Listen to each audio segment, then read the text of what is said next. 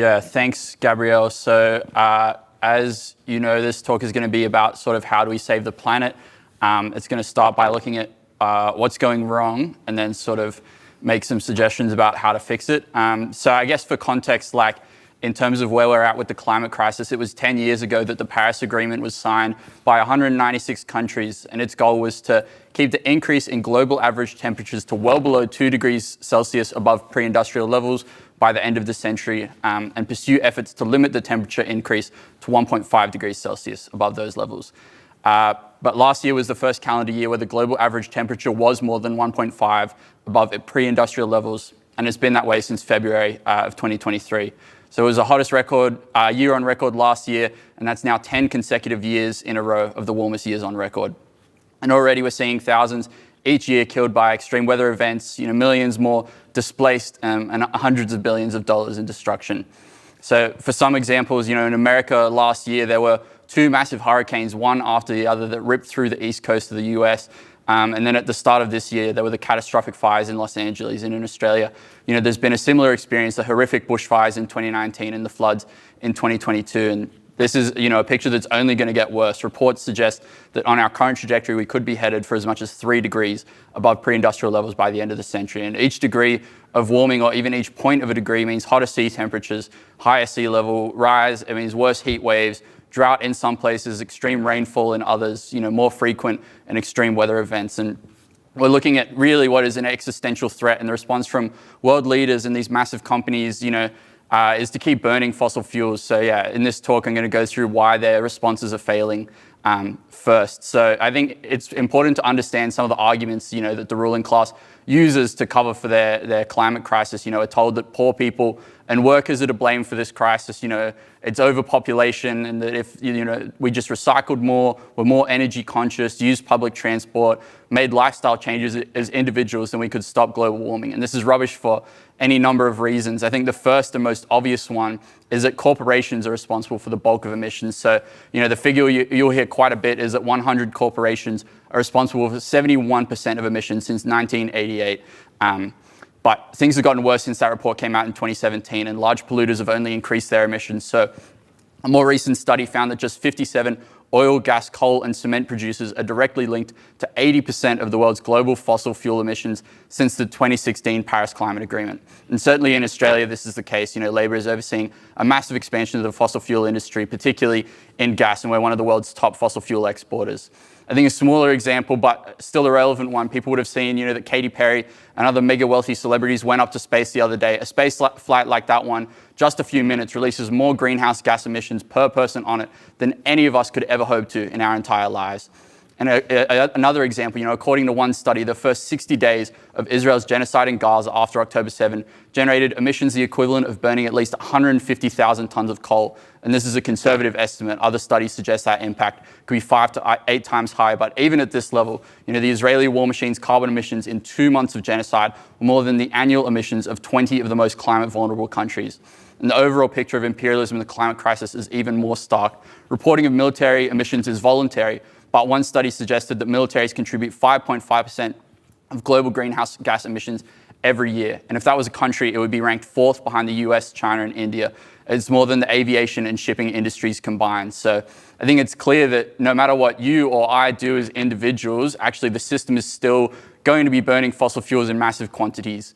And it's no surprise then that, the people pushing these rubbish arguments about who's to blame for climate change are also pushing rubbish solutions. So perhaps a good place to start is with the failure of, the major international climate conferences that have been held for, almost 30 years now. So to start with some of the recent ones, COP28 in Dubai in 2023 was the first one where a deal was signed calling for a transition away from fossil fuels, and people sort of thought this was a historic moment. But the president of that conference was Sultan Al Jaber, the executive of the UAE's national oil and gas company ADNOC. And while he spoke at this conference about being committed to that transition, 2 days later, he announced that his company would invest $150 billion in oil and gas over 7 years to maintain its current production levels.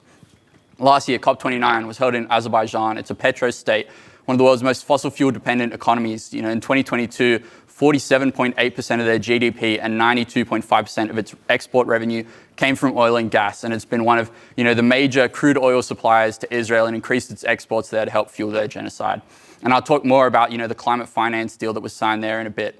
COP30 this year will be held in Brazil, where tens of thousands of acres of the Amazon rainforest are being felled right now to construct a 4-lane highway to ferry in tens of thousands of representatives, including every year a very sizable contingent of fossil fuel industry representatives, always outnumbering the indigenous representatives. Australia's ambition is to host COP31 next year alongside Pacific Island nations, and I'm not sure that you need to spell out the irony of one of the world's largest fossil fuel exporters hosting a climate conference with some of the world's most climate vulnerable nations, but I think it's useful actually to pull some quotes from Albanese's Energy Minister Chris Bowen here. So at COP28, he made an impassioned statement when he said, "We live in the Pacific and we are not going to see our brothers and sisters inundated and their countries swallowed by the seas." But then when a representative from Bolivia called out the hypocrisy of the developed nations at that conference, his reply was to say that, every country has things at stake. We're a fossil fuel exporter. We've got things at stake. And I think this is sort of the overall picture where rather than cutting our emissions and transitioning to 100% renewables, as we desperately need to, you'll often hear these same leaders spruiking their sort of climate technologies that are happening in their countries, suggesting that the market is going to deal with this problem. I think to return to Labor's failure here, you can talk about their emissions reduction target by 2030, already weak, sitting at just 43%. And while it's been claimed, that this target will be met by some, it's well below the 75% reduction that the IPCC report tells us we need. And to help meet these targets, their flagship policy is the safeguard mechanism. It's supposed to limit the emissions of Australia's biggest industrial polluters, some 200 facilities that contribute 28% of our total emissions, by forcing them to meet a cap on their emissions. But this is an old Liberal policy, and in the time that it's existed, emissions have actually increased. And the few reforms that Labor introduced to it in 2023, included just a stricter baseline that meant that the emissions cap will decrease annually. And shamefully, Labor, was able to get this through thanks to the help of the Greens and a deal they made there. But the main problem with this policy is that, it lets companies buy their way out of actually doing anything. So while it does put a cap on emissions, these massively polluting companies are able to buy carbon credits to meet that target. And, the scheme that they use to get these credits, the offset scheme, is a known scam. The idea that you can release X amount of greenhouse gases, buy credits worth X amount of carbon, and have completely offset the impact of your project. But 40% of the carbon dioxide that you release will still be in the atmosphere 100 years later, and the trees that your carbon credit came from can be gone. But under Labor's scheme, you're off the hook. And this is what happened in California. There's a similar climate policy there, a cap on emissions that can be met by purchasing carbon credits, supposed to represent the amount of carbon stored in these forests in California. But in 2015, a series of fires burned down trees that were equal to at least 6 million carbon credits. And this is happening, in a context where droughts and bushfires are becoming more extreme and more frequent. And again, you can look to the catastrophic fires in LA at the start of this year. A forest in Papua New Guinea that a US company claimed was being protected to generate 1.3 million carbon offsets. Credits was also being used for commercial logging at the same time, and an investigation into the world's leading carbon offset certifier, Vera, a supplier of over 1 billion carbon credits to companies like Disney and Shell, found that 90% of its offset credits were fraudulent.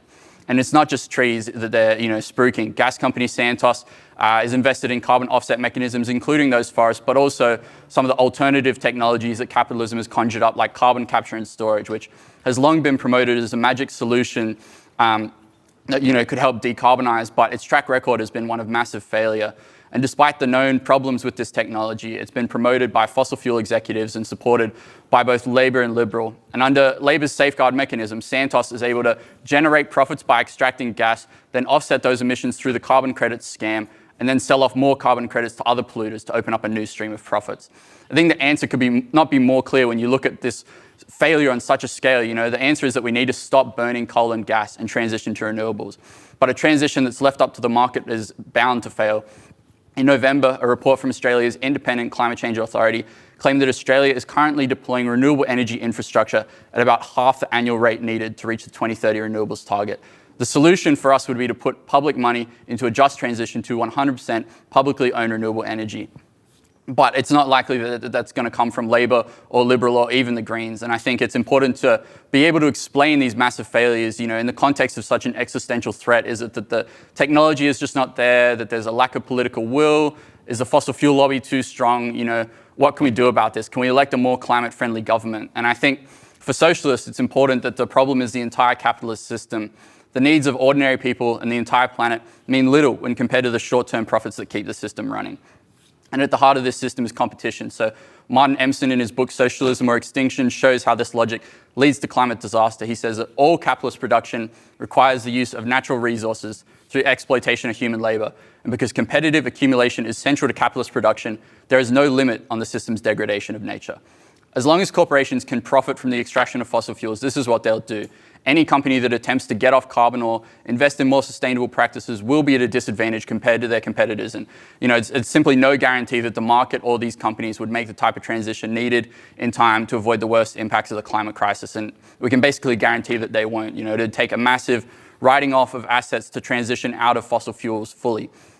These fossil fuels have been at the heart of capitalist development. Steam power generated by the burning of coal fueled the Industrial Revolution, which was an energy system that was made global by capitalist competition. And then the quest for imperialist domination in the 20th century saw the rise of oil.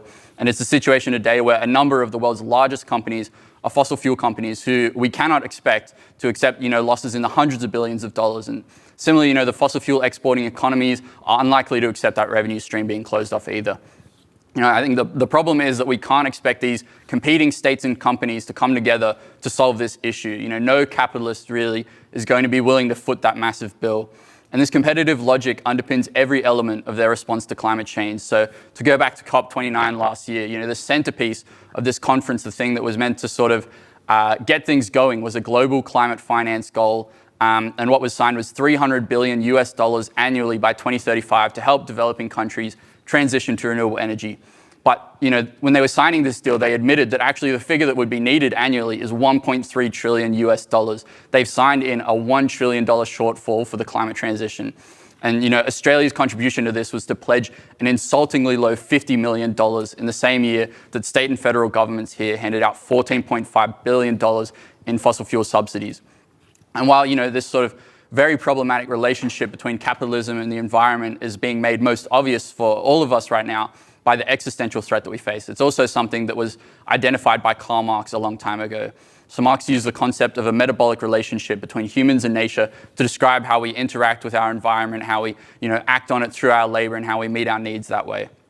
So he writes that labor is, first of all, a process between man and nature, a process by which man, through his own actions, mediates, regulates, and controls the metabolism between himself and nature. We need food, water, shelter, and the way that we meet these needs is by acting through collective social organization. And I think for Marxists, that relationship between the way that our society is organized and the way that it exploits its environment to meet its needs is crucial. So for most of human history, we have been able to maintain that metabolic relationship that Marx talks about. People lived in what might be called hunter-gatherer societies, where the relationship between the environment and consumption is very direct, and you don't have to go very far back at all on this continent to understand that relationship and how it can work. But you can even look back to feudal societies, where the agricultural production carried out by peasants is largely, to meet the needs of a particular lord. It's not endless accumulation for profit.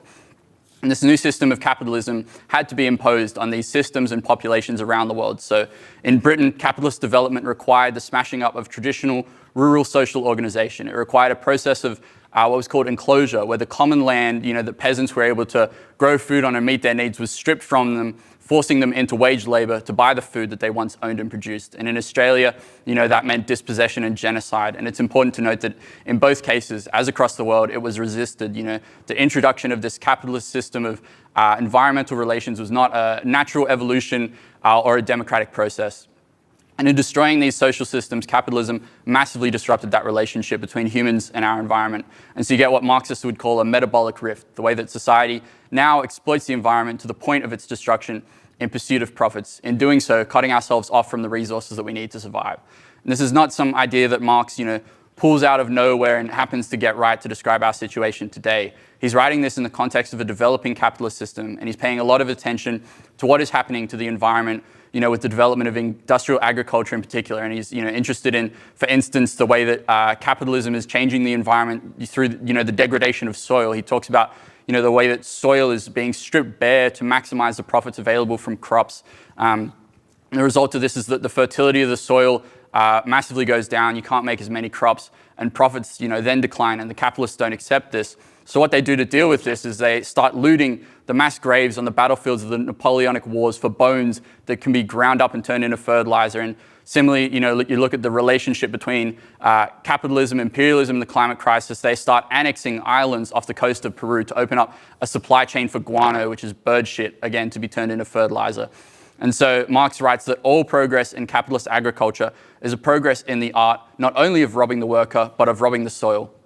And it's a very similar picture with climate change. The planet is no doubt being robbed. I don't think anyone could deny that. We're being threatened with ecological collapse, but also the working class in particular are being robbed of a livable future.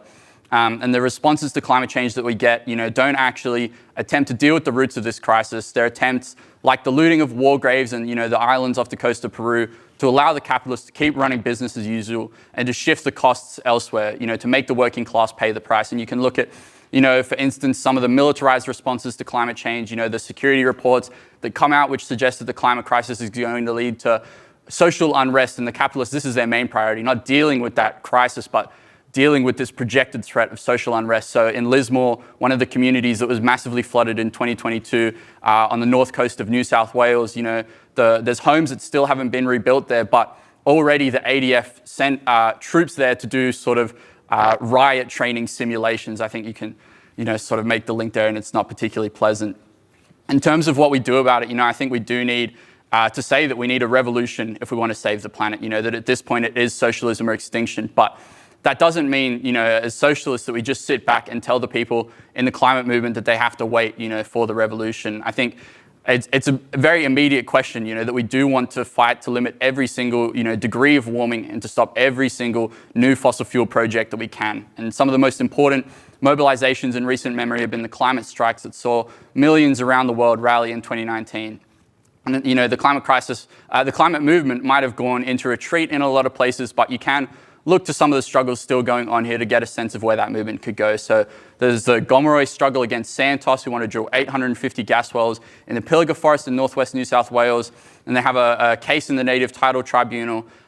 Previously, Santos had been given the go-ahead to begin that project to start mass-scale gas extraction in the Pilliga, but actually last year there was an important victory where Santos were forced back to the tribunal after Gomeroi won their appeal, because the determination was that the judge had failed to consider the argument put by Gomeroi in their case that the climate impacts of the project were not in line with public interest. This is a situation where overwhelmingly, these projects on Indigenous land are approved because they're considered to be in the public interest, but the argument that's been put by the climate movement and the Gomeroi is that these projects are not in the public interest because of the massive emissions, and it's been forced to go back there. It's not defeated yet, but I think it is a sign that the fossil fuel expansion can be beaten.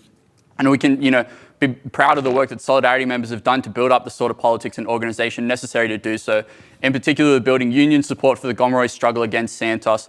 So it's the first time that unions, New South Wales, the peak trade union body in the state, have been made to take a stand against the fossil fuel project. They've supported delegations of unionists to the Pilliga and pledged to take action. And similarly on these politics, you can look to the work that our members have done to make the demand for a just transition to public renewable energy with union jobs more common sense in the climate movement. It's not just a question of what sort of demand we think is good for the climate, but it's what sort of movement you need. And as socialists, we understand that if climate change is a class issue, then it needs a class response. And there's a lot of inspiration we can draw from here in Sydney with the history of the green bans in the 1970s. So in the first half of the 70s, the New South Wales branch of the Builders Labourers Federation successfully pulled off the first green bans in history. It saw workers take industrial action in defence of urban green spaces and areas of working class housing in Sydney, and they won. They saved working class housing in suburbs like the Rocks and Woolloomooloo, the green spaces in places like Centennial Park and the Domain that we know and enjoy today. And importantly, they were able to do this through a combination, of that environmental, that class politics, but also the militancy that they built up, taking action in defence of their rights during the construction boom in the previous years. And so Jack Mundy, the leader of the New South Wales BLF at the time, has to this day, I think, one of the most useful articulations of that relationship between workers and the environment and what you could do there when he writes a letter to the Sydney Morning Herald that says, yes, we want to build. However, we prefer to build urgently required hospitals, schools, other public utilities, high-quality flats, units and houses, provided they are designed with adequate concern for the environment, than to build ugly, unimaginative, architecturally bankrupt blocks of concrete and glass offices. Though we want all our members employed, we will not just become robots directed by developer builders who value the dollar at the expense of the environment. more and more we are going to determine which buildings we build. And I think that experience of those workers determining which buildings they build, determining that the green spaces in Sydney will not be destroyed, proves that workers can fight for the environment and win. But we're not just interested in stopping one or two fossil fuel projects or defending particular bits and pieces of the environment. We need to radically reshape our society, to heal the metabolic rift that Marx talks about. And to do so means building the struggles of workers and the fight for the climate into a revolution that does away with the destructive capitalist system. So we look to the Russian Revolution in 1917 as one of the most important, achievements in history in that respect, where workers take control of production, peasants seize the land back from the landlords, workers' councils, Soviets are established, to make the democracy of ordinary people the basis of a new society for the first time. And I can't go through all of their achievements, in this talk, but I think there are a few that might be instructive for thinking about building the sort of society that could deal, with this current existential threat. So after the revolution, communal kitchens, laundries and nurseries are set up to free women from domestic labor, and you end up with a situation in 1919 where 90% of the population in Petrograd are eating communally. I think you can see in that not just a response to the crisis of sexism that we have to deal with, but also, to the unequal food distribution system, and, also in terms of the impact of the climate on diseases and the way workers live. You can look to their experience building, a sanitary service under workers' control that is able to push back the threat of typhus. It's a disease that, as a result of imperialist and civil war, spreads massively throughout Russia, kills millions of Russians before the revolutionary workers are able to bring it under their control and push it back. And I think there's a lot to learn from that. In the experience of the COVID-19 pandemic, a threat that was massively worsened by sort of the experience of climate change, you can look to what a working class response to these threats look like. And I think when you apply that vision out to the sort of threat that we face with the climate crisis, you can start to think about the sort of societal transformation that could address it. I think the first immediate priority would have to be a transition to the clean energy system that we need. No longer would it be held back by the whims of the market and the drive for profits. It could be sped up as a matter of human and environmental need. We could also begin, the important work of addressing the environmental catastrophe that a socialist society would inherit.